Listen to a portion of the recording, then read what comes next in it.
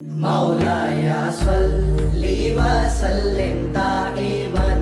ابدا على حبيبك خير الخلق كلهم۔ حضرت انس بن مالک رضی اللہ تعالیٰ عنہ نے بیان کیا کہ رسول اللہ صلی اللہ علیہ وسلم نے فرمایا، دجال مدینہ تک آئے گا، لیکن دیکھے گا کہ فرشتے اس کی حفاظت کر رہے ہیں، پس نہ تو دجال اس سے قریب ہو سکے گا اور نہ تعاون، انشاءاللہ۔ حضرت ابو ہریرہ رضی اللہ تعالیٰ عنہ نے بیان کیا